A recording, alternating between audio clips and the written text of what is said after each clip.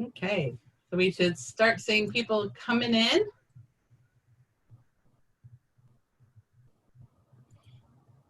I see Melanie. Hey, Melanie.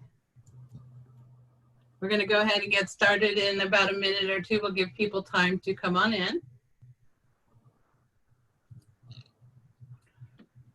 Megan and Christina, it's good to see you guys again. I love being able to recognize everybody's names that's coming in. This is fun. As we're waiting for people to come in, I would love to kind of know where everybody's from. So if you can go ahead and put in the chat where you're, I'd say calling in from, but dialing in from, phoning in from. Hi, Brian, it's good to see you. Just let us know where you're coming in from. You'll see a little button at the bottom that says chat. We're going to go ahead and get started in about a minute. Oh, here's Quentin.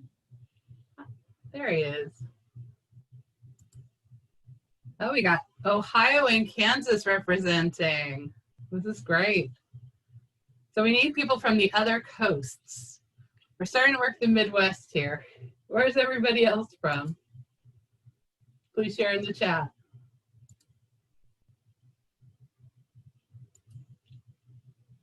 Atlanta, Indiana. We're doing a lot of Midwest so far, it looks like, ladies. And Clinton.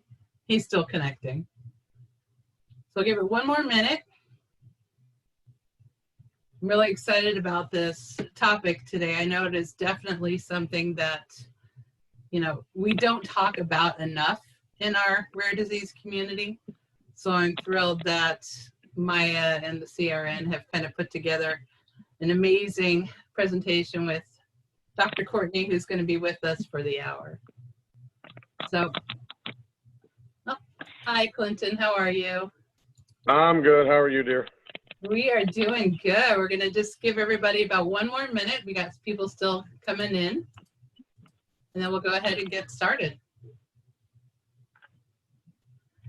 So, as I was saying a little bit earlier, you know, this is just a topic that I know doesn't get enough discussion around. And so I'm really hoping that tonight's presentation and, you know, discussion really kind of starts the ball rolling on this important topic.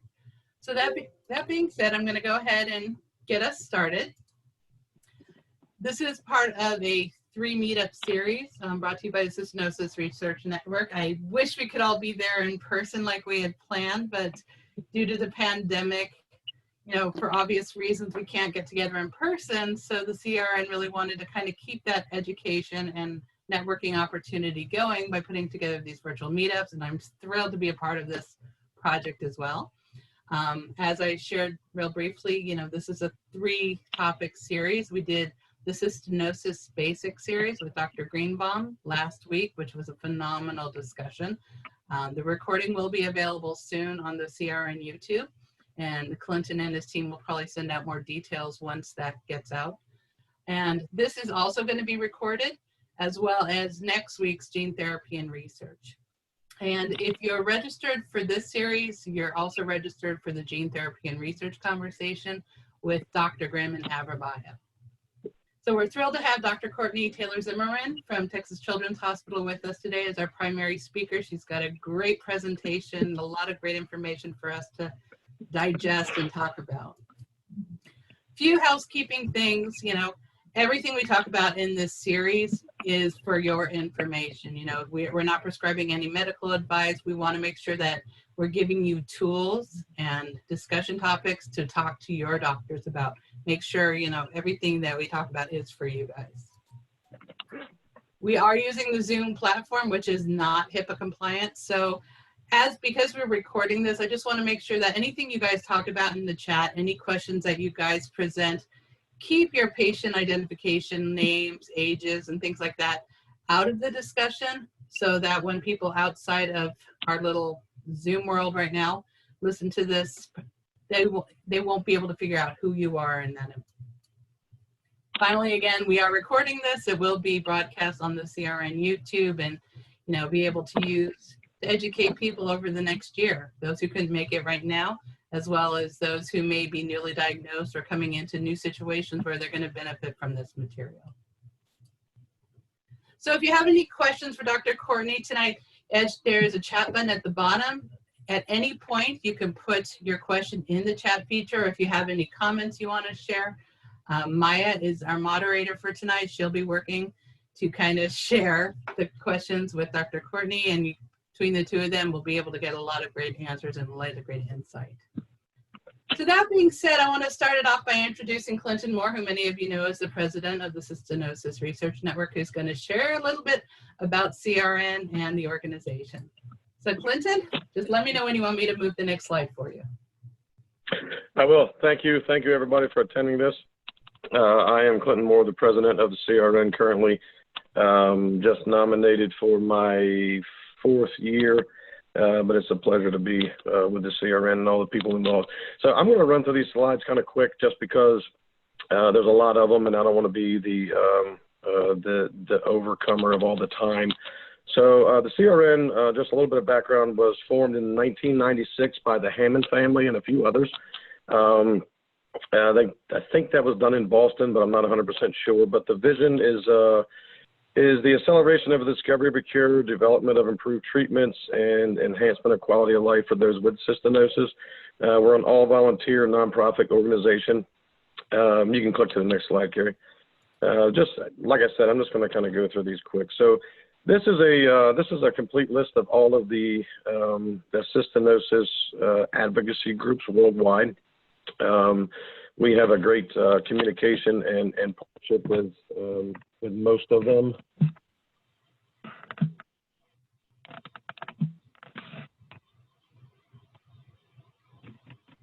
Are you still there? Yep. Can you hear us? Yep. There you go. Can you hear us, Clinton? I lost you. Okay. I think we lost Clinton. So what I am going to do is, Clinton, if you can't hear us, I'm going to go ahead and fast forward our slides over to the end, and we will come back and do your presentation towards the end. So that being said, I'm going to go ahead and pass this off to and introduce our moderator, Dr. Maya Doyle. I could talk this afternoon, who I have had the absolute pleasure to work with for many years now with the cystinosis and other rare disease communities, who's going to take over for the rest of the evening. It's all yours, Maya. I'm actually only taking over for a minute, and then I'm really passing this on to Courtney, who is our star tonight. So hi, everybody. I'm so glad that we're able to come together and talk about this important topic of mental health, as Carrie said, for kids and adults and families who are all living with cystinosis. Many of you probably already know me, but for those who don't, I'm Maya Doyle. I have been a pediatric nephrology social worker and part of this community for about 20 years. The first transplant patient I ever met and took care of was a tween with cystinosis, who is now in her fabulous 30s. So I just am so privileged to have become part of this community. And I was so thrilled when my friend Dr. Ellenberg from Texas suggested Courtney as someone to become part of our talk tonight, because we really need to keep expanding all the professionals that are part of this support network that we're always building and building up. I've been doing a lot of work this year with the Adult Leadership Advisory Board. And even though I'm a pediatric social worker, I've kind of drifted into hanging out with the adults because I've like grown up with them. But I'm really glad that I think we're bringing the focus a little bit more back to the child end of things, although I think there is great information in here tonight in Courtney's materials also for the adults in the mix. I think it's really important that, you know, if we want to see wellness for our adults with cystinosis, we have to start with wellness and good health and good mental health for our kids. So, you know, we're always thinking about better treatment options. Obviously, that's a huge part of the mission for CRN. But we also have to focus on how you live with cystinosis in the here and now, and how you cope and how you take care of yourself, how you take care of your family, how you take care of your kids. So I'm really glad that we're talking about this tonight. I'm delighted to welcome Courtney Zimmerman to our community. She is a pediatric health psychologist who works with kidney patients at Texas Children's. She works directly with kids with any condition, any renal condition, including cystinosis. around coping and adjustment, and also around mood issues or behavior issues. Her passion is working with patients and families, and we have had a great time talking about that. Her research is focused on whatever she can do to help inform patient and family-centered care. And her recent research includes things related to quality and patient lived experience, which is so important for us to share back, right, with the doctors, with the researchers, particularly around kids undergoing kidney disease and dialysis and transplant. I was doing my homework and I got to look at some of her articles, and I'm fascinated now with a beautiful article she wrote about creative writing and kids with kidney disease being able to express themselves. And Carrie, I'm already brewing what the next activity we're going to do for a CRN event, right? So we're gonna drag you into that too, Courtney. You don't realize what you've gotten into. And Courtney's been involved in creating and piloting transition projects from pediatric to adult care in kidney disease as well. So we're thrilled that she's here. Courtney, the floor is yours, and we're here when you need us. Thank you for that introduction. It's so nice to be here, and I really appreciate you guys letting me become a part of your community for this evening. And my goal, I'm going to go ahead and share my screen, so just let me know when you can see. And like Maya said, once you kind of get into the cystinosis community, you're pretty much honorary family, because it's just, I know I have made such great connections in this community, as have Maya over the past years. I'm thrilled. I'm thrilled to be involved, and I'm thrilled to be chatting with you guys tonight. Wonderful. Well, we're thrilled to have you. Take it away. All right. So I'm going to, as has already been mentioned, I'm going to talk with you all about mental health considerations for pediatric patients with cystinosis. And my goal really with this talk, if I can get there we go. My goal with this talk tonight, some of the slides are very information heavy. And I did that a little bit on purpose because I wanted you all to be able to refer back to some of the information, even if we can't get through all of it in detail.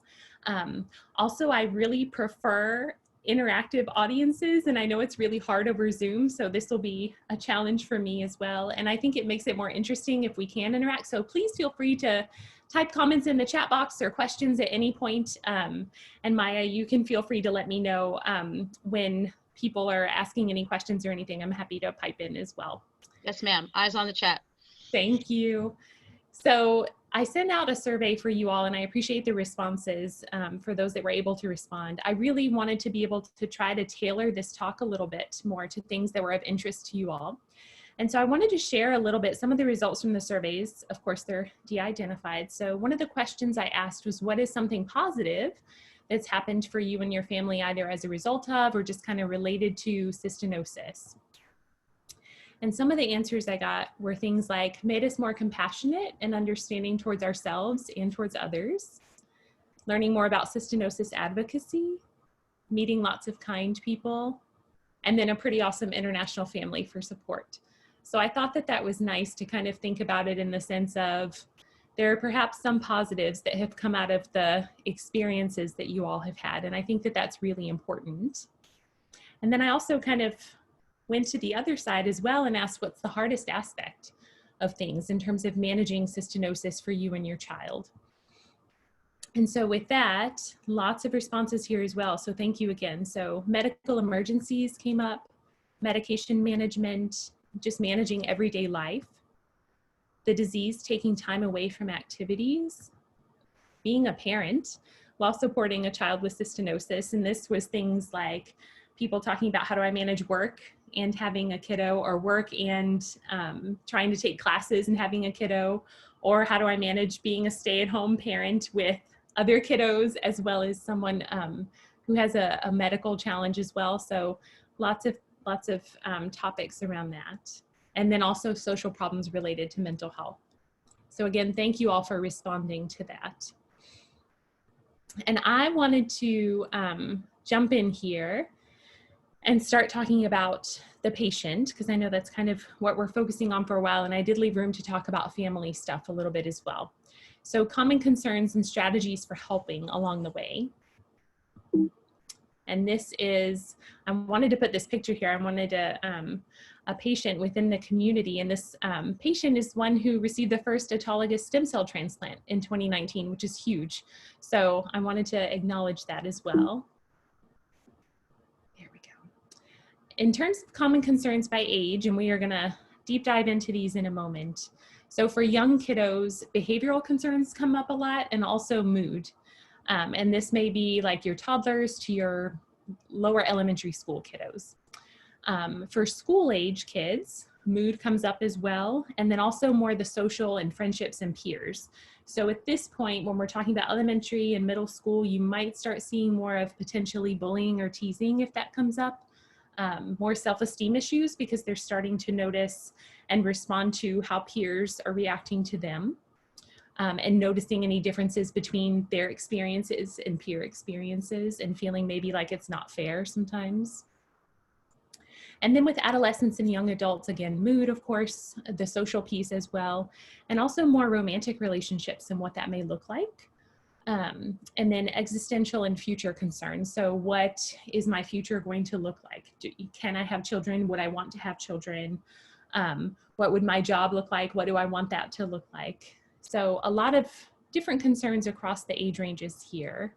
And as I'm reading this other box here, feel free to type in, guys, in the chat box if there is anything that has really come up for you and your family in terms of kind of general concerns that you might want me to try and touch on a little bit as I'm going through these next few pieces.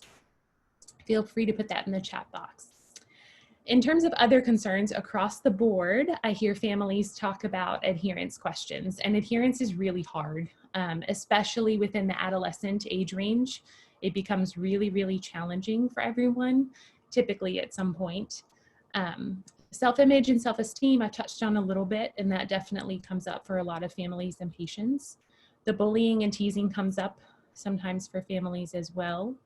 Academic performance, and we will touch on that, is also a concern, and how to navigate doctor's appointments with school and missing school and those sorts of things. And then the romantic relationship piece that I mentioned as well. All right, so we will start with behavior. And so some kind of typical behavioral concerns that I've heard from families quite frequently are things like not following instructions. So I tell my child to do something and they just maybe just don't do it. And that is frustrating for a lot of parents, of course. Tantrums, and of course the cartoon here related to that. So the little girl's laying on the floor and she's saying, and when exactly would it be a good time for my tantrum? Of course, there's never a good time for a tantrum, but I have heard parents talk a lot about experiencing tantrums. Even you might expect it in the toddler age, but sometimes even young elementary school age, parents will talk about tantrum concerns. And then also running away when it's time for medications, or not wanting to take medications for some reason, and how to navigate that. And then just arguing about doing something, kind of related to that first point. Maybe you tell them, give them an instruction, and then maybe they just don't feel like doing it. So they're grumbling back, oh, I don't want to do that. Why do I have to do that? And then it becomes this back and forth, which can become challenging and make you want to bang your head against the wall a little bit. So I wanted to give you guys some tips here, and some of these will apply more to the little ones, and some of these can apply across the board, regardless of age. So generally, some general tips. If you can, spend some non-medically focused time with the kiddo. And so sometimes what families will talk about is, so let's say a family comes in to talk to me and they have a 4 or 5-year-old who has behavioral concerns. And maybe the family talks about, I feel like I'm being a police officer almost, because I'm having to say, no, don't do that. No, don't do that. No, don't do that. And part of that is normal of being a parent around that age. But also when you add in the medical piece, that complicates it. And so one of the things I talk about with all families is really, truly trying to dedicate some time each day that's not medically focused if possible. So just spending some time with kiddo, maybe playing with some Legos or building blocks or dolls or anything really that they want to do. Just spending some of that time, some of that positive time, not focused on the medical stuff. Structure is key. And I know everyone, including myself, can laugh at that right now in this age of COVID and virtual schooling and all of these things. And I feel you on that. when we can, in an ideal world, having some sort of structure is better for kiddos. They tend to thrive more with structure and boundaries. And when they're given rules and limits, they may test those at first, but they tend to thrive. And then offer limited choices when you can. And so what I mean by this, for example, is a lot of these kiddos, especially, you know, for example, again, let's go back to that 4-year-old. They're having to deal with a lot of medical situations that they have no control over. A lot of things going on in life that they can't control. And so when you can, as a parent, if you can offer them a choice between different things, it gives them a little bit of agency. It gives them control in something. So even something as simple as, okay, it's time to take your medicines. Do you want to take it with this drink or this drink? Something simple like that. So kind of finding opportunities during the day to do that when you can is really helpful. Again, just to give some sense of control back to the kiddos. So moving to more specifics, you want to give specific instructions. And again, this may be talking to little ones, but could also apply to some of our teenagers. So first, get the kiddos' attention. How many times are we sitting there and we're like, hey, Johnny, yelling across the house, and you may get back a vague answer, and then you shout something back that you want them to do, and it may or may not get done. So really what you want to do is you want to get their attention to make sure that they're hearing you, that they don't have headphones on and they're not lost in YouTube. And even for little ones that maybe are just playing intently with something, you want to make sure you have their attention. Give one specific instruction. If the kids are older, you can give more, but especially for younger kiddos, one instruction at a time is typically ideal. And then give it a little bit of time for them to respond before you jump right in with something else. So as an example, so praising them for looking at you. Thanks for looking at me. I'm giving you an instruction. I want you to go brush your teeth. And then give them some time to follow through. Before I keep blazing through this, Maya, anything in the chat box we need to address?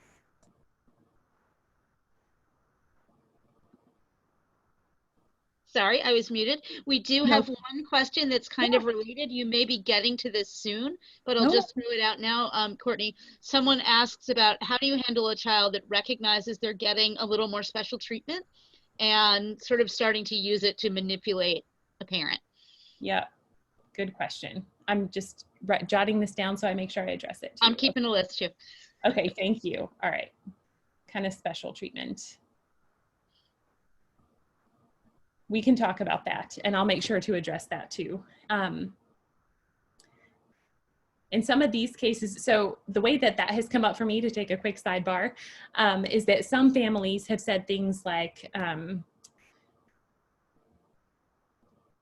that sometimes kiddo will try to say that they're not feeling well that day so that they don't have to do their homework or they don't have to do their chores or things like that. And parents are usually pretty well versed in knowing when their kiddos are feeling okay or when they really are having a hard day. And so sometimes parents want a little bit of guidance around navigating that. So as a parent, if you know your kiddo and they seem to be doing just fine, but they come to you and they're like, oh, I just don't feel good. I don't think I can do my homework today. You know, and if this has happened a few times and you notice that the couple of times you've said, okay, it's fine, go lay down, then they're up playing with their friends or playing with siblings or something like that, you can kind of see that maybe they're actually doing okay. Maybe they just didn't want to do the homework. Versus if you can tell when your kiddo is really not feeling well, obviously you're going to make some allowances there. But we can get back to some other examples too of kind of getting that special treatment and how to navigate. And also where that comes up is with siblings.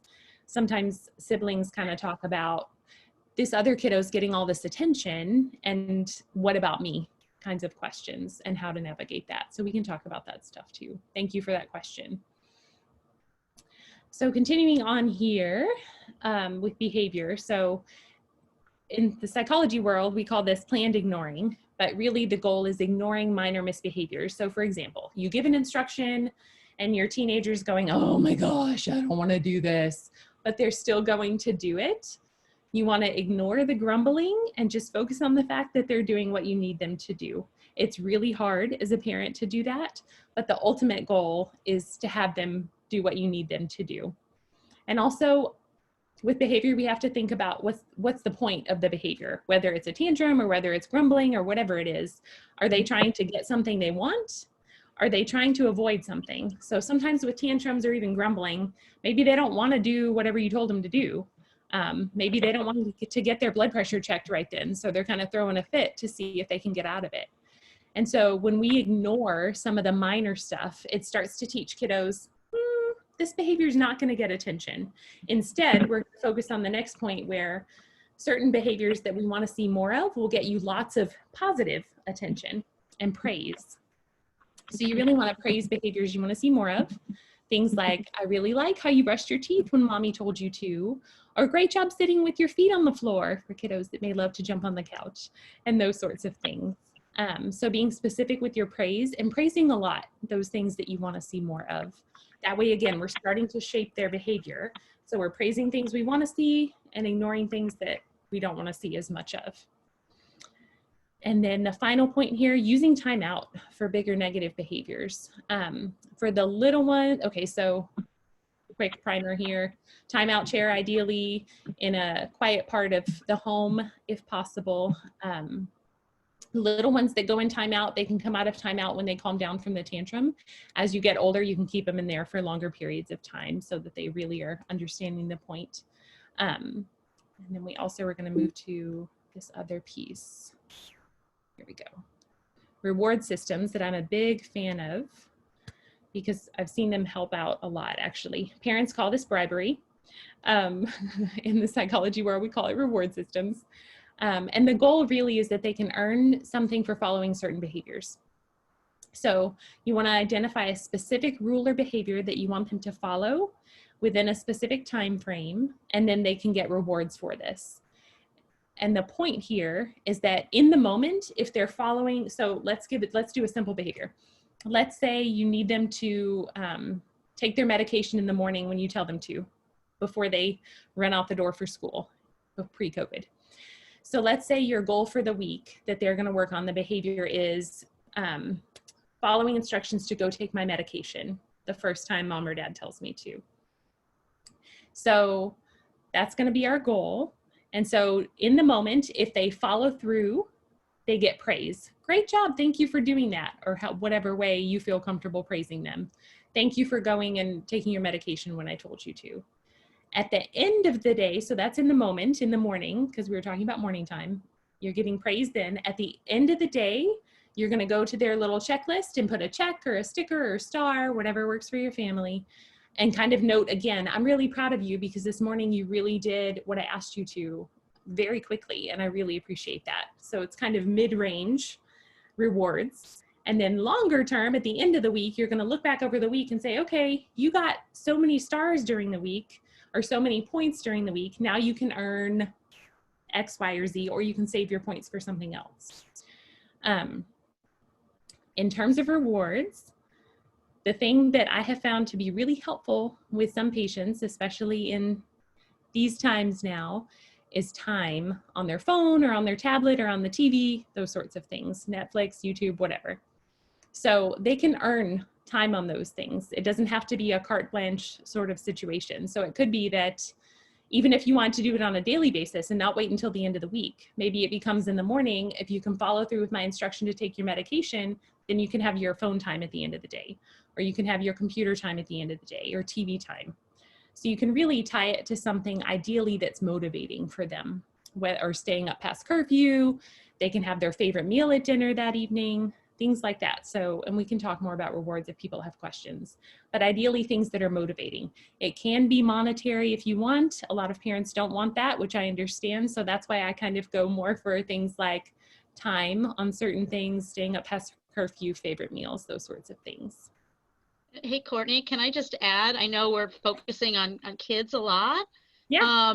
But that idea of, like, in social work, we think about, like, when in doubt, make a chart, right? But that idea of creating a chart or a list or a checklist for yourself, that's not just something for little kids. That's good for teenagers. That's good for adults to do for themselves. But it's that idea of, like, what's the reward that will be meaningful for you to help you stick to meeting that goal? Yes. And thank you for saying that. I actually work a ton with teenagers as well. And this is something that lots of parents try to utilize with teenagers as well, especially that for right now, the phone time especially comes up a lot, or TV time, or those sorts of things, that time on electronics.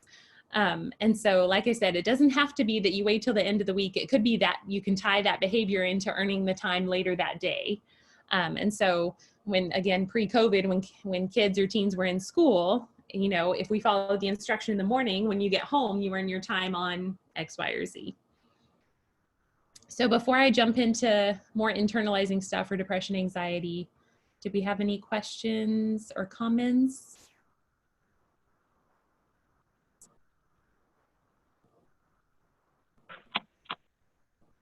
Oh, I think you may be muted. One of our participants is just noting some of this advice is stuff that we would be doing with kids without cystinosis as well, that idea of using this kind of an incentive system. Yes, yes. Thank you for bringing that up. And later, if we have time for me to touch on siblings a little bit, I mention exactly that point, that some of these strategies and tips that I'm going to be talking about right now can absolutely be applied to siblings too, and kiddos without cystinosis as well. Yes, very good. And exactly like Maya just said too, as adults, we can use that too. It requires some of your own self-control in terms of, if I want my reward, I need to wait until I do the thing that I want to do and force myself to wait instead of having that external accountability of a parent maybe monitoring. But yes, you can absolutely use this too as a parent or caregiver as well for yourselves. So I will go ahead and jump into the next piece here. So another topic that came up that you guys mentioned was depression and anxiety and symptoms of that and kind of what to do around that. So I'm going to touch on this a little bit here. So in terms of depression, this is kind of what to look for. So do you have a kiddo who used to love hanging out with the family and was pretty chatty and things seemed to be going well, and now over the last few weeks, they're not? They're just not interested in hanging around the family anymore. Maybe they're hanging out in their room. And maybe you're getting one-word responses when you're asking them questions, whereas they used to be pretty talkative. So that might be a potential sign that something's going on since you've noticed this change in your kiddo, and potentially something in the depressive realm if all of that is going on. So that lack of interest in activities that they normally love, withdrawal, or again, not engaging as much as is typical for them. Obviously sadness, of course, is a sign. Apathy, not really seeming to care about things in general, if that's a big change for them. Fatigue can be a sign as well, which is always tricky with medical conditions because a lot of medical conditions involve fatigue. Sleep or appetite changes. So are they sleeping too much or too little? Eating way more than usual or way less? The other piece I wanted to highlight here, especially for kids and teenagers, when we think of depression, just kind of classically pop culture, we think sadness. And we picture that, and that's absolutely true. The other piece to look out for, though, actually, in kids and teens is this irritability or anger. That's actually a fairly classic symptom of depression as well for kids and teenagers.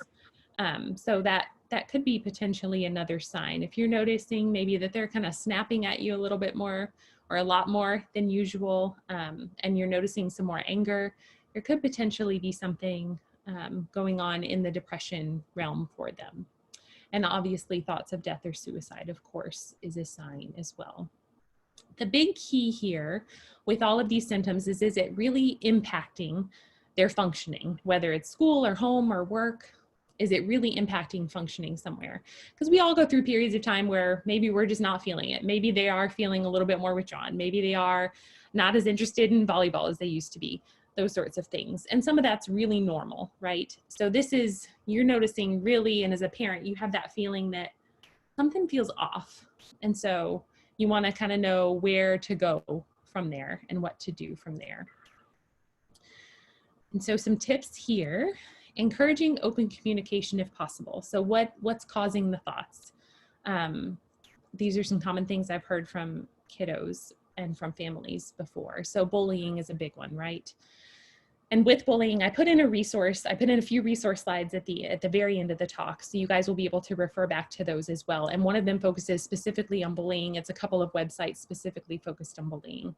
Some quick tips to discuss. So if there's significant bullying going on, we want to talk to the school. And people have mixed feelings about that, and I hear that as well. because the kiddos sometimes feel very reluctant to tell anyone at school because they don't want the bullying to get worse. And so that has to be navigated in a very careful manner. But if the bullying is significant and you've tried some other things and nothing's changing, probably really do need to get the school involved. And then also for the kiddos, having some sort of a script for response, or just having them have an idea of how they want to respond if bullying is going on for them. So typically when someone is being bullied or when someone is bullying another person, they're trying to get a reaction out of them. They're trying to see that they're causing an effect. And so if possible, this one's really hard. The ignoring piece is really hard. So kiddos can try to ignore the bullying. Some kiddos, it's too hard to do that, understandably so.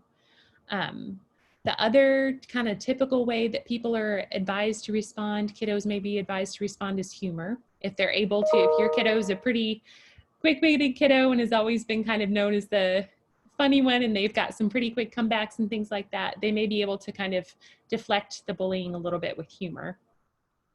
And beyond that, like I mentioned, this kind of script for response, and this could look like a 1 or 2 sentence thing of, I don't really want to talk about that, or I don't appreciate you speaking to me like that, and then moving on from the situation. So it involves some ignoring too, which is really hard. And so with any of these pieces with bullying, you can have that practice with a mental health practitioner, whether it's social work, psychology, whoever it may be.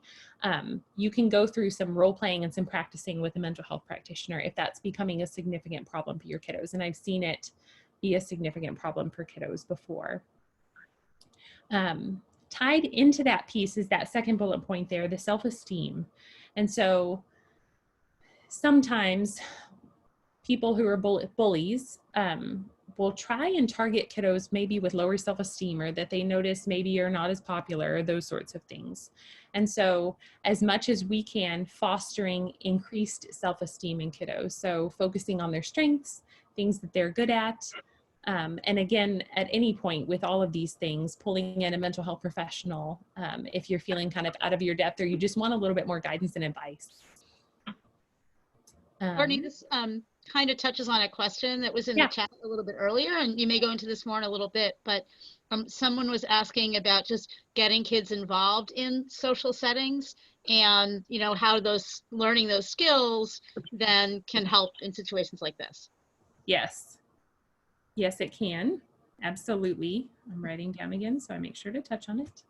Yes, it can be helpful. And I think on my next page, I do mention support groups as well. And I think that that can be a huge help for kiddos. So in terms of getting kids involved in social settings, yes, I do think that that can be helpful.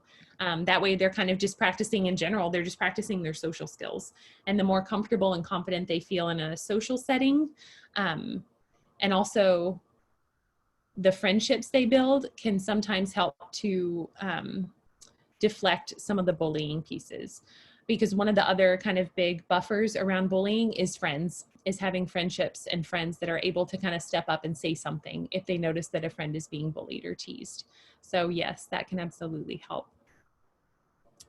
And then also feeling alone, obviously can lead to depression as well. And so we'll talk a tiny bit about COVID later, but especially right now, some kiddos are really struggling with that because of being so isolated. And even as parents and families in general, a lot of people are struggling with that idea of feeling really isolated when they can't go out and see people that they're used to seeing. So aside from the open communication about things, you also want to validate their feelings. So sometimes patients that I've seen may feel just invalidated, like nobody really gets it, or I say that I'm sad and people just kind of say to me, oh, get over it, or you don't have anything to really be sad about, it could be worse, those sorts of things.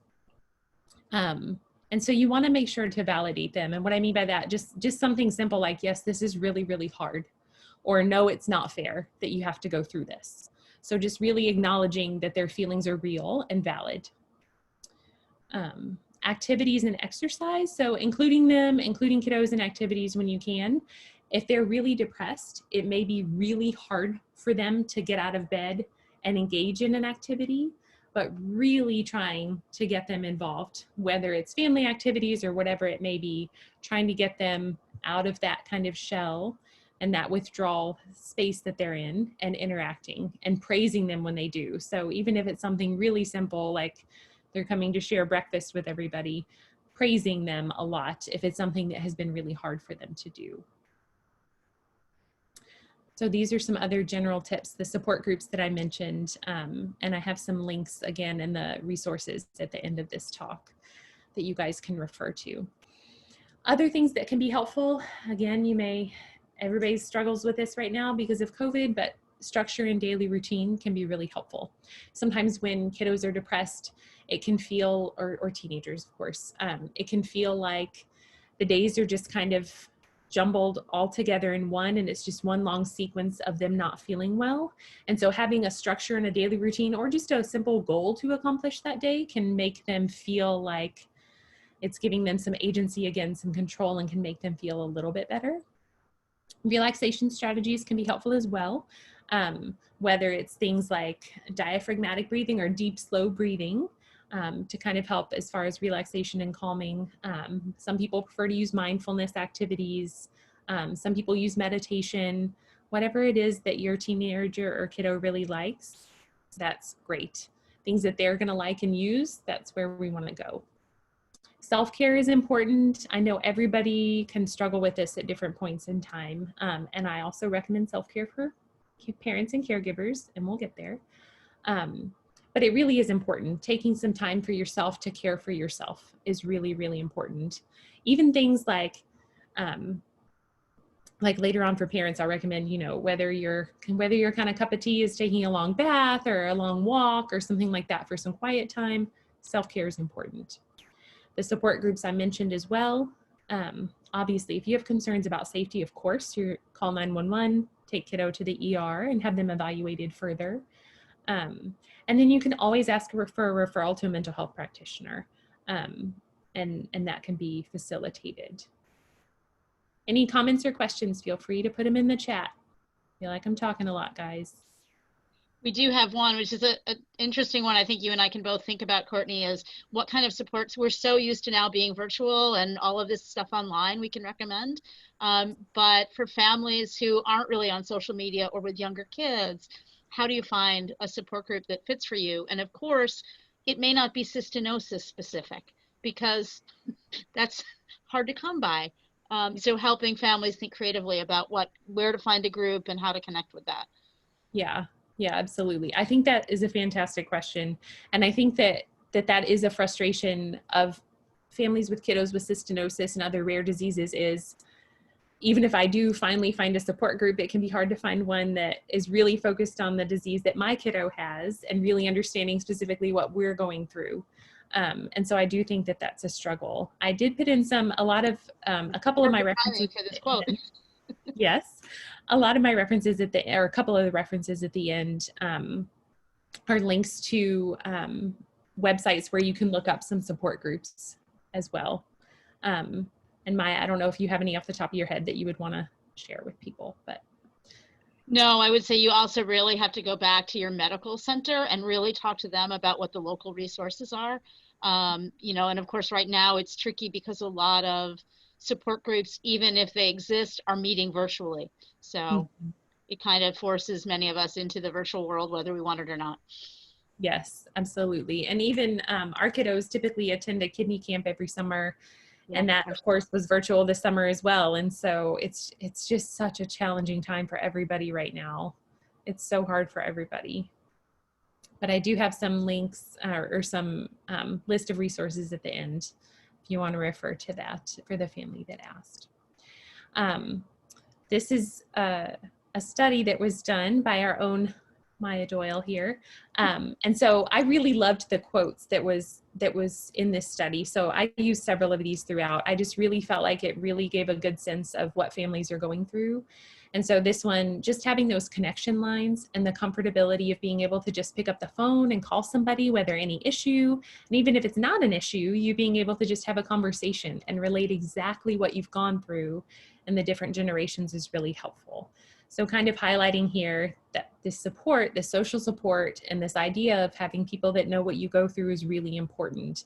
And that's not only true for the patients, even though I know that's where we're focused right now, that's also very true for parents. As a parent going through all of this as well, to be able to reach out to somebody else that can say, I've been there, and they mean it, and they have been there, and they can kind of help you get through or give you little tips and tricks that really help you get through. It's really key. It's really, really helpful. All right. So moving on to anxiety. So some signs to kind of look for with anxiety, obviously worry or stress. You may see some difficulty focusing here.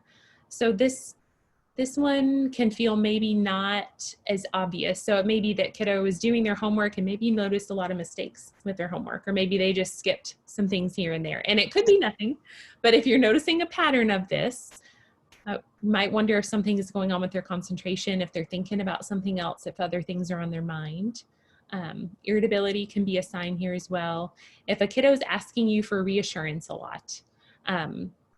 So around COVID, I've seen lots of kiddos with anxiety related to COVID, understandably, but you may have kiddos that are excessively asking questions and seeking reassurance. So I have tons of examples here, but it could look something like, Mom, am I going to get COVID? If we leave the house, are we going to get it? Are we safe if we go over to the grocery store? And just kind of these constant kind of questions where they're really seeking some reassurance from you about something could be a sign that they're worried about something. Some edginess or restlessness. This could be fidgeting. This could just be kind of this inability to sit still, any muscle tension or aches. And so this is, kind of that stereotypical example, but if you carry your anxiety here, if you're stressed out a lot and you feel like this feels tight here, potentially could be some anxiety going on. And then sleep disturbance. So a lot of kiddos or teenagers that I work with will talk about, this happens a lot when they're laying down to go to sleep at night, they can't quiet their brain. And so they'll kind of talk about how they're sitting there and they are just thinking about things, and it's not necessarily happy things. They're just worrying about things. And it's like all their worries are just kind of bombarding them at that point, right before they're trying to fall asleep. And so it makes it hard to fall asleep. Or some kiddos will say, yeah, I fall asleep okay. And then I'll ask the question, are you able to sleep through the night, or are we waking up a lot? And what does that look like? And so they'll describe waking up and then worrying about things and being unable to fall back asleep there. So kind of looking for any of these things for kiddos. And same thing here, is it significantly impacting their functioning that you're seeing, or is it a big change that you're seeing from your kiddo?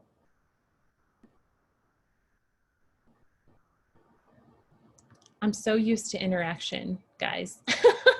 I'm not used to the quiet. Feel free to jump in with any comments, questions, or concerns. And in person, I'm used to walking around too and talking to people. So this is very, very different to be doing it this way. I'll just keep making a lot of noise, Courtney, so you feel at ease. Thanks. Somebody put a TV on in the background so it sounds like there's people somewhere. Okay, guys. So in terms of... Dr. Grimm says you're doing awesome. Thank you. Thank you for that. I appreciate that.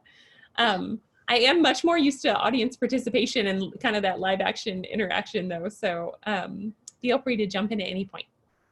Okay, so I have an anxiety question. Sure. At what point should I reach out to find a professional to help with my child's anxiety? Good question. Good question. So this piece that I had on the previous slide, this idea that it's really significantly impacting functioning. If you are noticing that your kiddo just really doesn't seem like themselves, they're really struggling with anxiety, you can reach out and seek assistance. And even if you have that question, even if you're like, I feel like they're worrying more than usual, or something's going on with anxiety and I can't quite pinpoint where to go from here, you can even take that to a professional and say, they're describing these things, and the professional will interview kiddo as well and get a sense of where they are. And then they can give you guidance there. They could give you guidance that, thanks for bringing them in, but they're actually doing okay. Some of this is normal considering the times. And they could just give you a few kind of resources, or they could say, great job bringing them in. I think we can work together and work on some coping strategies to manage anxiety. So even if you have that question, which is a good one, you can reach out to a professional at that point. And Courtney, maybe just to add, they can go through either, their healthcare team. So if they're with a renal team or other medical team, that can be a place to start. Not every medical team has social work, but often we do, or we have child psychologists available. And the flip side is also to work through the school system, depending on, sort of what your relationship is with the school system. There's lots of different directions to go to just ask those first couple questions. Don't be shy. Yes. Very good point. Yes. Please feel free to reach out. Like exactly like Maya was saying, the medical team is a great referral source. And even if they don't have a dedicated social worker for that section, maybe they have one within the hospital, hopefully, where they would be able to refer you to, that could give you a list of resources or even help, even if you printed out a list of providers that your insurance company covers and took that to somebody to say, do you recognize any names on here that you might recommend that we go to? We've also had families do that before, and that's something that can be pretty helpful. That way you're getting a recommendation from a list of people that is covered on insurance, which can be nice too. I know insurance becomes such an issue too. It's so hard. Okay, so anxiety tips. If again, that open communication, if kiddo is talking about this stuff, what can we find out what's causing the anxiety and can we do anything about it? Sometimes the anxiety, it could just be medical anxiety in general. I just become very stressed related to all the stuff I have to do for cystinosis. When I take my medications, I just become really stressed about things. When I have to go in and see a doctor, my blood pressure is always really high or my heart rate's always really high, those sorts of things. And so what we can do in these situations is a second point, focusing on what kiddos can control, kids and teenagers. So what can they control? And again, that giving opportunities for choice. So it's very much related to this piece I mentioned earlier where they're going through a lot that they can't control. And a lot of it is very unfair and it's very hard for them to go through. So at any point when we can give them control, even if it's in a small, limited capacity, that's important and it makes a difference. And so just finding little places where you can offer choice for them can be helpful. Self-care and mindfulness and relaxation, so kind of the similar pieces that we discussed for depression. And then also some people like this, some people don't. So you can kind of try it out and see what you think. Implementing worry time. So this looks like a 10 to 15 minute time during the day where a kiddo is dedicated to kind of sitting there and letting those thoughts come in. They are allowed to sit there and just worry, and get it all out. And this could look like just sitting there thinking all of these thoughts. They could sit there and write it down during this time, but that's kind of their dedicated worry time during the day, with the idea that if they have these worries or thoughts during the rest of the day, they try to cut it off and save it for worry time. That's a fabulous suggestion. Some families like it a lot and it works really well for, and some patients not as much. Right. And that's kind of across the board. Any tips could be like that. You have to kind of see. And I think, like we were saying earlier, also, these are also useful strategies for grown-ups too, not just for kids. Like that idea of setting aside worry time. Like I'm going to try that this week. Yeah. Yes. It's funny because some of these things, as I give talks and things, I kind of circle back to, and I'm like, let me add that back into what I need to try again this week. And then support groups, as we mentioned before, I'm a big fan of support groups, and even things like, we'll talk later about, but camps and stuff like that. A big fan of all of that stuff. It's wonderful when kiddos can be around other kids that are experiencing what they've gone through. And then referral to a mental health provider. We had one other question in the chat. Yeah. Which is, how do we accurately label or recognize the amount of anxiety or stress that's normal, especially with COVID going on? Like when is it sort of, this is just day-to-day stress, and when do we say, hey, this is something where we need other support? Yeah. Good question. And so I think somewhat similar to the response I gave earlier, if you really have that question and you're struggling, you can take it to a mental health practitioner and just ask there, these things are happening. Does this seem like something that reaches a clinical level of significance where we need support and therapy and intervention? Or does this seem like typical normal anxiety? To kind of give you another broad response to that too, it reaches concern, and when you want to take kiddos in, for sure, if you're really noticing that impact in functioning. So if you're seeing grades drop, if you're noticing sleep is really not going well, they're really not sleeping, they're sleepy during the day because they can't sleep at night. If you're noticing a huge difference in behavior at home, those sorts of things. So any drastic changes in your kiddo that you're seeing, including impact in functioning in school, or if you have a teenager who has a job of some sort and the job is giving them feedback that something is different there, those are pretty big signs that you might want to seek some further consultation and see what's going on. All right, a couple of quotes here again from this article that I loved. Cystinosis doesn't control my life or her life. It fits into our life.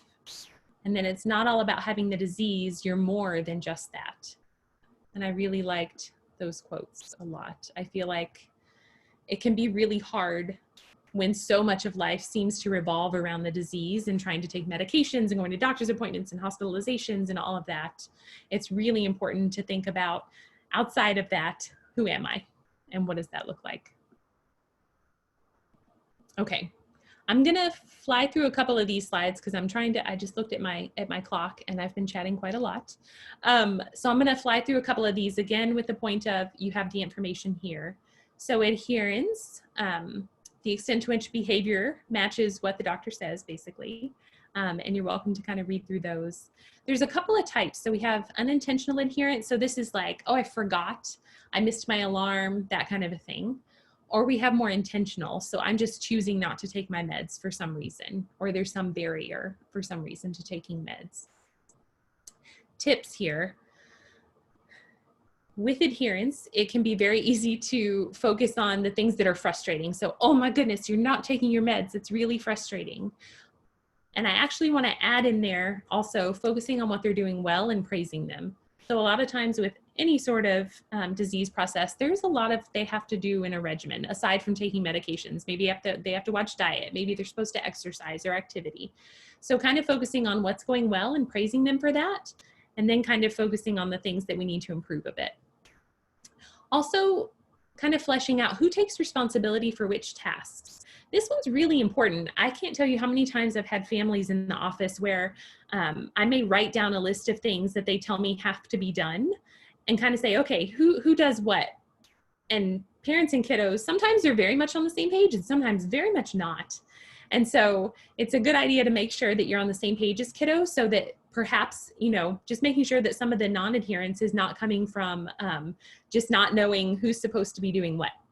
And so it can be helpful to run through that with kiddos. And then I like to ask the question of what is hardest about what you're going through in terms of adherence. Is it taking your medications? Is it doing the eye drops? Is it X, Y, or Z? And kind of getting a sense really of what feels hardest for them and trying to help around that as well. Some of the stuff may be kind of a quick fix, so to speak. So things like, is it a liquid you're taking? Do they have a pill instead if the liquid tastes gross? Can we mix the liquid in with something that tastes good and that makes it better? So some of the quick fixes are great. I love those. I feel like those rarely happen and it's oftentimes more difficult stuff. Is it timing? Can we move the time? Is it forgetfulness, setting alarms, etc.? If it's intentional, then there's some other things we need to think about. So does the kiddo see any negative side effects of non-adherence? So sometimes they will try to be more adherent to avoid negative side effects. Why are they choosing not to follow the regimen? What is it about it that feels really hard for them? And can we help? Do they have any values or goals? Can we find a way to kind of align with them there? So for example, if we have kiddos who are really struggling with medication adherence, but they're wanting a transplant, they need to show some medication adherence so that they can move towards that. And so trying to align with their current behaviors with their goal. Caregivers may need to become more involved with the regimen. And so sometimes, so for example, even with teenagers that I work with, maybe they've been trucking along doing things great on their own, and then they just kind of hit a bump where they're feeling burnout. They're tired of doing all of this. They've been doing it for so long, like it's a lot. And so at that point, I bring up the idea to maybe a teenager in session. How would you feel about your parents kind of jumping in a little bit again, a little bit more to help out with taking meds and maybe helping with pillbox or whatever else it is? And actually a lot of them say yes, that they find it helpful because they just get tired of doing all of this. So sometimes it's maybe we can get parents or caregivers more involved again to help out a little bit more. And then those reward systems that I talked about earlier can definitely be used here as well, as far as adherence. Do we have any questions on adherence? Whoops. I think we have lots of strong feelings about adherence and Yeah. how challenging adherence is. Yes. And I know I've talked with this group other times about just being able to tolerate some of the meds are really tough to take. And so I think we should just acknowledge that we recognize that. Yep. Some of the strategies, though, I think for, addressing it tie in with a lot of what we've been talking about in terms of thinking about goals, thinking about incentives, trying to sort of make a deal with yourself about what's the value of taking this medication or putting up with this so that I can do other things that I want to be able to do and be healthy over the long term. We have to remember that kids and teens and even young adults don't always have that long-term thinking that we think that we have as adults. We don't always have it so great either. So that idea of kind of recognizing, oh, if I don't take my meds, it's going to catch up with me. It's a really hard concept to really accept and believe. Yes. And so it's just an ongoing challenge, but I think talk to fellow patients, talk to patients who are a little bit older, get their advice, get other families' advice. There is immense help and good suggestions out there. And it is, I 100% agree with you. It is really challenging. And even as a provider to help with adherence, it's really hard. It's hard to try and find a way to really help and find things that are motivating for the kiddos to help them take their medications or whatever else it may be, because again, they get burnt out. They're going through so much. We're already asking a ton of them. And so it's absolutely. Yeah. Really one of the parents just added, or actually one of our participants just added that if parents get involved in fixing meds and helping with all those things, does it put the teen behind in becoming independent? Good question. Probably depends on the teenager. Overall, though, I would say no, not necessarily. No. And I think you said it might give a break. Yes. And I think that is I think that's kind of a key point. If they're going through a period where they're just kind of burnt out, if you've got a kiddo who's kind of been on the spot all the way along, and then they're just going through this really rocky period where they just are needing some backup kind of from parents, I've seen that go just fine several times with families. So I think it depends a little bit on kiddos. Courtney, I don't know if you added this to your resources, you might have, but some of the transition stuff that's out there, like Got Transition, which is a fabulous website, there are all these great toolkits by age that you can kind of talk with your kids. And it's actually a nice way to talk about adherence as well, because it's about starting to manage their meds, filling their pill boxes, calling for prescriptions, all of that stuff. And it's kind of a gentle way to also have the conversation about taking care of yourself. Yes. So those tools are out there. If it's not in your slides, we'll definitely make sure we can get info out to folks. I can add it in. I love Got Transition. Yes. That's a fantastic resource. Yes. And a good guidance on how to have those conversations, especially as your teenager is moving into more that young adulthood. A quote, taking medicines is the same normalcy as brushing your teeth in the morning. It's just something you do, but it's not something that takes you away from doing scouts or going to school or church or whatever else. And again, acknowledging that adherence can be really, really, really challenging. How am I doing on timing? Let's see, it is 8:03. I think we have another half hour. Yeah, you're good. Okay. Just wanted to check. Okay. So in terms of academic concerns, that's something else that people brought up. So these were I tried to I'm on the same page with you all in that it's very hard to find information that is cystinosis specific for kiddos. I was able to find some information related to academic concerns within this population specifically. And so I just put some of that here for you all. So concerns about the direct effects of the disease, as well as indirect effects in terms of, am I missing a ton of school for appointments or doctor's visits or hospitalizations and those sorts of things. Various studies have noticed things like visual information processing, tactile recognition, difficulties, spelling and arithmetic can be hard for some kiddos. Some visual spatial difficulties, attention, social difficulties. So some things that you may have seen in your kiddos. And so from there, let me see if I can shrink that so we can see. There we go.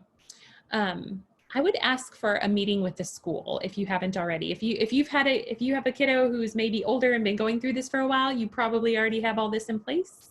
But I would ask for a meeting with the school with the goal of getting in place a 504 plan or getting this IEP to get extra supports in place. And this chart here kind of details the differences between the two. For a lot of the kiddos I've worked with over the years, a 504 plan has worked pretty well for them. And really in layman's terms, the goal of the 504 plan is to help get accommodations in place. So to assure that kiddos are treated fairly and kind of on equal ground with their peers and not really penalized in a sense for having some sort of medical disease or illness. And so different accommodations could look like things like maybe kiddo needs extra time on tests. Maybe kiddo needs to have certain bathroom breaks during the day.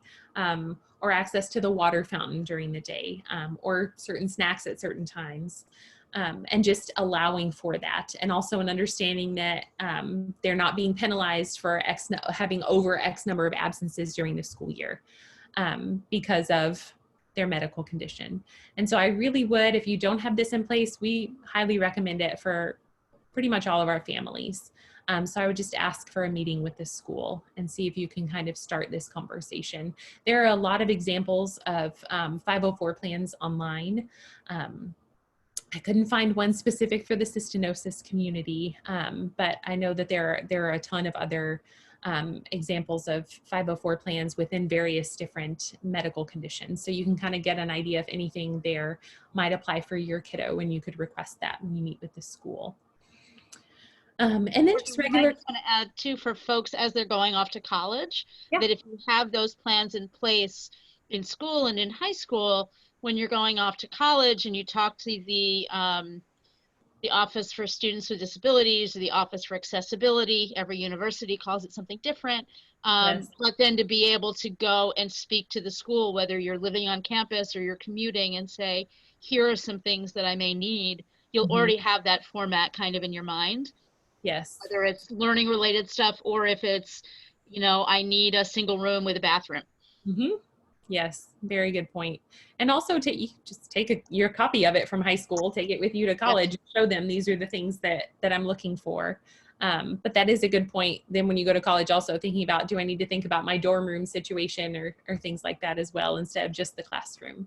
Yeah. And in addition to that, the regular communication with the teachers is really, really important, of course, as well. All right, a little bit on COVID. So various psychosocial effects. There are a lot of articles coming out across the board in the psychology world related to psychosocial effects because of COVID, and a lot of questions, a lot we just don't know yet, and some of the effects we may not see for a longer period of time. So things like isolation from friends and family, right? This is coming up for everyone. I have had conversations about this with my own family, with friends, with coworkers, with patients' families, across the board. Everybody is feeling some of this. Virtual schooling. So I know I didn't touch on that with the academic piece before, but that's a whole other beast in and of itself. Mood changes. So potentially more reports. I've seen a lot more anxiety, just more anecdotally, and also some depression as well. kind of related to that isolation piece. If you're not able to go out and see your friends and spend time with them in school like you used to and those sorts of things, seeing more of that at this point in time. And then also some people may feel like, and may not be able to, not just may feel like, but they can't access their normal coping strategies, like seeing and spending time with friends or family and those sorts of things. And that's really hard. So you may also have experienced more fighting in the household at home. If everybody's still kind of trying to quarantine and is staying at home more so, it's really hard to have everybody in the house 24/7. That's really a challenge. And so whereas you may have had your usual strategies, and this is for anybody, this is for kids, for parents, caregivers, is anybody. If you're not able to access your typical strategies of going and meeting with my coworkers for lunch and complaining and having a venting session if I need to, or whatever other strategies along those lines, it's hard. This is a really challenging period of time for everybody. So what are some things we can do? You've seen this now on 3 of my slides. So structure is important. And I also laugh at that because I have an 18-month-old at home myself. And so structure as much as you can, but if you're also trying to navigate work, etc., it's hard. It's really hard right now. So with all of these things, there are things that you recommend that you are kind of ideal recommendations. But with all of this stuff, I also say give yourself some grace, because we have to prioritize right now what things are really important. And so sometimes it's just trying to get through the day, and that's okay. And that's enough. And that's more than enough.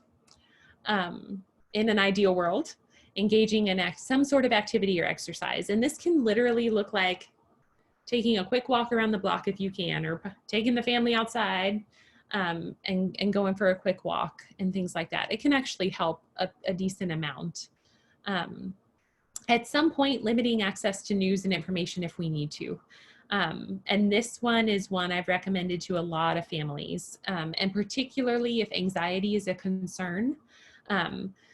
With anxiety, sometimes that reassurance seeking, sometimes you want to seek more information and you're just 24/7 watching the news and social media feeds, etc., and finding out everything you can about COVID. And at some point there's an overload. It's just too much.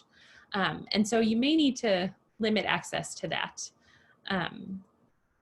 You can use some distraction activities. So doing things that you enjoy can definitely be helpful, and finding new things to enjoy because you may not be able to access going to the gym or things like that like you used to. Being creative with interactions. So this is the using Zoom and FaceTime and Snapchat and all of those things. Again, not only for patients, but also for families. So having to be creative with how we're interacting and how we're safely interacting during this time is really key. And then identifying other coping strategies or creative ways to implement your typical strategies is really important too. Do we have any questions or comments? I just sent out a nudge to our participants to tell us about their coping strategies. Yeah. The other thing I want to share is we actually had a COVID-related conversation, I think back in May, in one of the A-Lab podcasts that the group's been doing. And we ended up talking a lot about sort of the resilience muscles that folks in the cystinosis community have as well, sort of being used to unexpected things happening, Yes. maybe having had to cope with isolation for other medical reasons, and Yes. sort of feeling like, this isn't great, but we got this. So, you know, there's some, if you've got a coping strategy that works in one part of your life, you can often transfer it to a new situation. So thank you for bringing that up. I had that exact conversation with a patient last week, actually, along the lines of, you've been through some difficult things before, and there are some similarities in some of the things, some isolation and stuff like you mentioned. There's some similarities in some things you've been through before. So the strategies that got you through then can also be applied now. Some of them can be. So absolutely, anything that helped you get through before, we can try and apply in this situation as well. Well, we do have one person that shared their coping strategy, which is a glass of wine and laughter. Very bad. Quite a few of us can relate to that one. Yes, yes, yes. Someone shared about online gaming. Mm-hmm. A teenager would agree, Eddie. Yes, yes. Lots of teenagers involved in that for sure. Being connected and feeling, Mhm. actively involved in things for sure. I even heard, so some people have done this. So I heard that Netflix is supposed to be doing this group watch. They're supposed to come out with a group watch feature where they make it easier for you to watch shows with friends or family that are in totally different locations. So you can watch it at the same time and talk about it if you want to, instead of having to try to set that up on your own. Because I've definitely had some teenagers talk about trying to do that on their own at this point. But I also suspect the more that we continue to experience COVID and go through all of this, more and more things like that are going to come out. Because we're just as humans, we're such a connected sort of species. And so I think that people are really working more to try and figure out how to make connecting easier in this time. Now we're getting lots of suggestions. New games, reading, Yes. baking bread. That was my Yes. too. Thanks, Christina. Yes, absolutely. Absolutely. I do think it's true though, because I know for me personally, I haven't read a non-medical book in 10 years. And now I've actually read like 4 books in the last couple months and I love it. It's like finding a new hobby that you haven't realized you haven't done in over a decade. You know? Mm-hmm. Mm-hmm. Yes. Similarly, I joined a book club to read non-related books. So it's a virtual book club over Zoom. So exactly those things, kind of trying to resurrect some of those things that maybe you haven't looked at in a very long time. Yes. Yes. We've got time. We're not going anywhere now. No. Remember travel? That used to be a thing. Oh, I know. Sorry, everyone. So if I have time, I wanted to show this quick clip. I know Mr. Moore is here. I watched this video and it was so touching to have you tell this story about your son and your family. And it was just encapsulates so much of the things that different strategies we've talked about, and also just different experiences that so many families have gone through.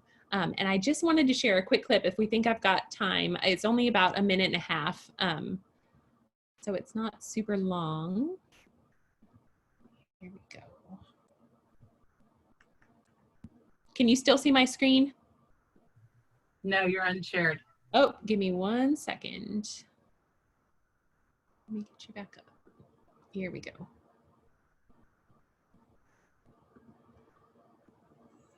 Are we there? Yep. Awesome. Risk with the kidney transplant, but the reward after is just so much bigger than the risk. You can't really think of Oops, I'm sorry. how long you're going to be here. You can't even focus on the week after, or the week, or the month after, the year after. Every day is a new day. You got to focus on that day, no matter what happens. Like, another day, new surgery, focus on the surgery. Next day, new medications, focus on medications. Next day, physical therapy, focus on that. Just focus day by day and thing by thing. Don't just focus on the long term stuff that's far away. It'll all work out once it gets there. All these years, thousands of decisions have had to be made, and I've always struggled to wonder if I have made the right ones. And I'd be willing to bet there was some that I made the wrong decision, but they were the best of my ability at that time. So I just want Chandler to know that, if I have made some wrong decisions, which I'm sure I have, I just want him to know I did my best, and I'm sorry for all this. Cystinosis is something that he has. It doesn't have him. It never has, and Nope. I don't think it ever will, to be honest. He's a hell of a lot stronger than I am. Yeah. I mean, I would definitely try to fight just to be here. Yeah, you're fighting really hard to live every single day, but if you keep pushing your mind to go with your body, you'll make it through every day, every hour, every minute. Well, the film crew's gone, so no cameras, but my story isn't over. My end is... Let me get us back to the other screen. We can see you now again. Did you want to go back to your slides? Sorry, I'm having technical difficulties. 1 second. We can always blame COVID. I want to give Chandler an honorary social work degree and a philosophy degree at the same time whenever I watch that. I'm sorry, guys. I can't get it to, I apologize. I'm having difficulties getting it to stop playing now. Oh, you want to just close your browser? Yeah. What was that? You want to just close the browser? It might be easier. Yeah, I was trying to. It's got great music going on, though. I'm so sorry. That's okay. Did you have more slides left to go? Yeah, I do. We've got about 10 minutes left. I don't know, Maya, if you want to just head Okay. into the Q&A, if you had any questions left. Let's see. I'm just looking through the questions. There we We've go. answered a lot of them. I love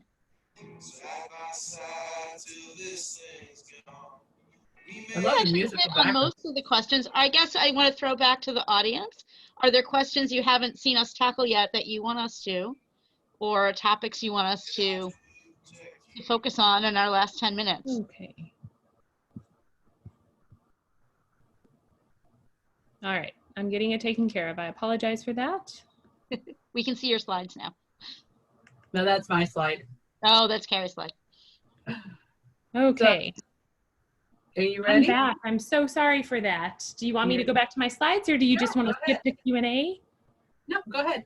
All Maya right. said you're pretty caught up, which was great. I liked having it during the conversation. Keep typing, guys. We're still here.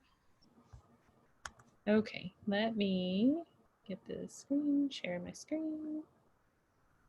Thank you for being patient with me. Technical difficulties.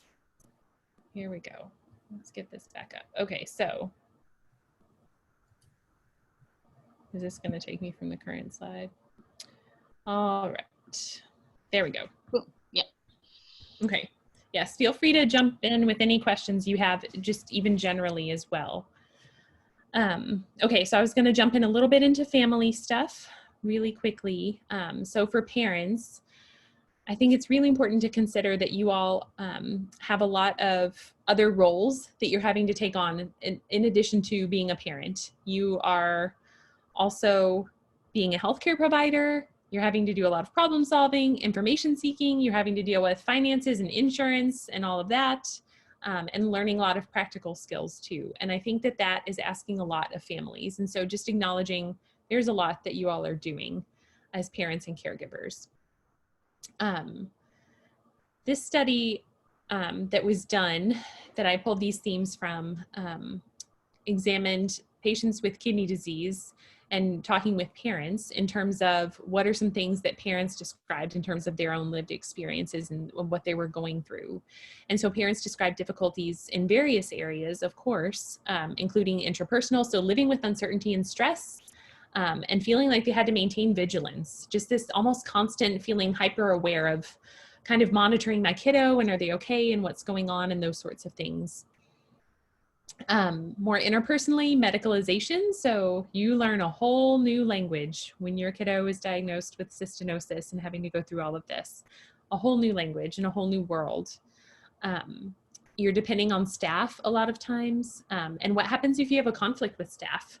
And then what is and then they're caring for your child, and how is that going to go? A lot of parents talked about disrupted friendships, some disrupted romantic relationships related to them having to focus so much on caring for their kiddo, understandably. And then other external issues, so management of a medication regimen, pursuing information, trying to get transportation and finances and insurance going, all of these things. That's a lot on you guys. And just some common emotions I wanted to mention too, that parents frequently have talked about. At first, it feels like denial. Maybe when you first hear that diagnosis, there is shock and denial and feeling overwhelmed. Some parents go through a very normal period of guilt almost, in terms of, was there anything I could have done that caused this, or anything I didn't do that could have prevented this? And 99.99999, right? Like, no, there's nothing you did that caused this. But a lot of parents go through that questioning at some point. And then anxiety and depression for parents as well. And so again, some of the tips and things that I talked about for the patients earlier can definitely apply for parents, for siblings, and those sorts of things too. Have we had any questions come in yet? I just want to make sure that I'm giving time if needed. I think we're okay. I think We're you good. had a question about the guilt and the other parental feelings. And I think you just hit on that. Yes, yes, that is very common for families. And so kind of getting to the point of sometimes it's just part of that initial acceptance phase of what's going on. If you are kind of through that phase and it's been a few years or even a few months and you're still really feeling that way, it may be helpful to seek out potentially some mental health treatment and see if you can get some guidance around coping with some of that. But for a period of time, especially in the beginning, there's a lot that is very normative, very normal to kind of feel any sort of range of emotions. So some tips for parents, guardians, self-care. Also, I harp on this with every family I work with. And parents laugh at me at first, and then I say, no, really, it's important. You have to find time for yourself to take care of yourself so that you can care for kiddo. Relaxation, activities you enjoy, calling friends, calling family. If you like exercise, doing things like that, it's really important. It's really important. Even little things. It's amazing how sometimes just a simple little thing can make you feel so refreshed and a little bit more renewed to come back at a situation if you need to. Your own support network of family and friends is important, or support groups for parents and guardians as well. And then that professional assistance. So if you're looking for mental health practitioners, can absolutely be of assistance. Really quickly for siblings, lots of common emotional responses here as well. Kiddos, siblings may be worried about their sibling. There may be fear. Is this going to happen to me? Am I going to be okay? There may be sadness. They may feel sorry for the kiddo that's going through all of this. Some confusion or lack of understanding. And one thing that parents are sometimes surprised by is jealousy. I've actually had parents come in multiple times and say, my other kiddo said that they're actually jealous and they wished they had X, Y, or Z. And they are shocked by that sometimes. But the point that, again, that function behind that is really a kiddo saying, I want that attention. Because by necessity, right, we have to give a lot of attention to the kiddo that's going through this. And so sometimes siblings are feeling jealous of that attention. We do see positive emotions, resilience, and growth come out of this for siblings sometimes too, which is hopeful to hear. And you can also see some behavioral outbursts or changes as well. And so again, those strategies we talked about earlier can be helpful. As I mentioned there, explaining what's happening at a developmentally appropriate level. If your kiddo is at a hospital where they have child life specialists, they are fantastic at doing that. Yeah. And also, of course, you can seek out social workers and psychologists and things like that as well. But child life is really, they're fantastic at doing that. So they can be helpful in that arena. Trying to spend individual time with siblings as well. Family time is great, but trying to spend that individual time with siblings, use those praise and reward systems that we talked about before. And for some families, we talk about doing weekly check-ins. So, and some families really like it. Literally a time where they kind of sit down at the table and how are we doing this week? Is there stuff that we need to address? Just to kind of keep a feel on how is everybody doing in the family.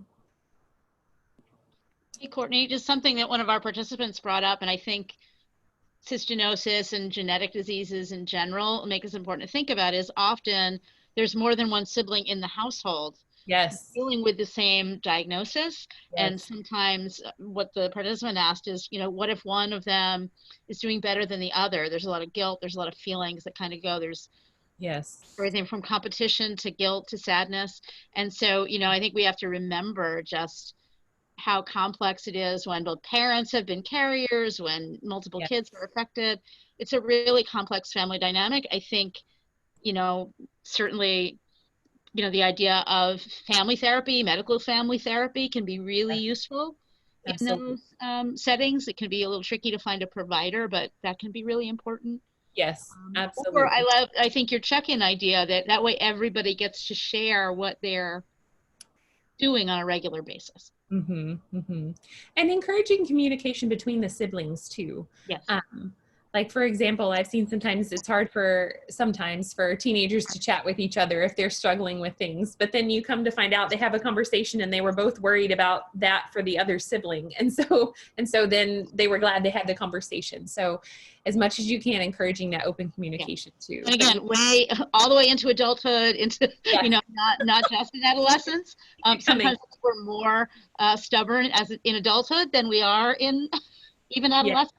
Yeah. So very true. So true. So true. Yes. I do think that's an important distinction, Maya, because I can think of a number of families who have more than one child with a disorder, and because if there's a treatment, the treatment may affect them differently because of their biological makeup. So, and I know of a situation where there was a lot of guilt with the healthier sibling who was 2 years younger, and had a much better outcome because they were on treatment sooner, which caused a lot of difficulties for a while in the family. So I do think that's really important. So that being said, I just have some resource slides now. So, and like I said, I'll make sure that these are shared with you guys so that y'all have access to these. So y'all are welcome to use these resources or reach out with any other questions that y'all have as well. That'd be fantastic. Now this video will be available hopefully in the next month. So we will make sure that they send it, upload it with the slides as well so they can use that as a resource. Okay. Well, Courtney, this has been incredible. And the sad part of this discussion is we could have talked for another 4 or 5 hours and just really expanded on this. There's so much more. Yes, what you and I were talking about earlier today is that I feel like any of these topics I could give a series of talks on. And so just trying to do that broad strokes coverage, yes. Between you and Maya, I think, there's so much more we can learn. Maya, did you want to share a little bit about your opportunity before we close off for the evening? Yeah, just to throw it out here, and I'm going to get it up on the CRN website as well, but at my university and obviously all across the country, there are Rare Disease Day events of all sorts, through hospitals, through foundations. My university for about 7 years has done a big Rare Disease Day event for med students. So you get to teach future doctors. And this year we're also doing something for healthcare professionals, nurses, social workers, OT/PT, anybody who works in healthcare. And I am looking for a family, probably with a younger child with cystinosis, who might be interested in being interviewed and telling their story and kind of talking about how they interact, especially with a big healthcare team. So if anybody is interested, I'm pretty easy to find either on the CRN Facebook page, or you can probably find me on Facebook. Carrie may have my email in here somewhere. Actually, if you both don't mind, privacy, I don't care. Find me. No, you can. If you could both put your emails in the chat, so that way if anybody wants to contact you directly, I think that would be really helpful. I am putting mine there right now. Courtney, I don't remember yours off the top of your head, so. I just put my email in there, so. Perfect. Okay, mine's there too. Well, Courtney, thank you so much for all the preparation you put together for this presentation. I mean, between you and Maya, I think we really have a great resource for a lot of families to look back on. Oh, thank you guys again for having me. I look forward to hopefully meeting in person someday and having more interactive chats and everything. Oh, and cystinosis conferences are the best. I will say they are definitely, it's like a homecoming. Even if you're kind of like a little bit of an outsider, you still feel like everybody is just one huge family. And that goes really to the work that the CRN has done over the past year to try and build this community. So Maya, I'm going to let you kind of end us for the evening with any final words that you wanted to share before we say goodnight. I just want to thank everybody who contributed and asked questions and shared their thoughts. I wish we could just leave you guys to chat all night because I think you would keep it going, but there are lots of other places to connect, so please take advantage of all of them. And it was great, as always. being with my family, and I will see you guys soon. Thank you for hosting and organizing us as always, Carrie. Oh, my pleasure. I love this community. Thank I you, love doing this. Thank you all for having me. I really appreciate it. Thank you. All right. Well, everybody have a wonderful evening, and we'll see you next week for our gene therapy and research webinar to kind of talk about the future of cystinosis. Have a good night, everyone. Good night. Good night. Bye.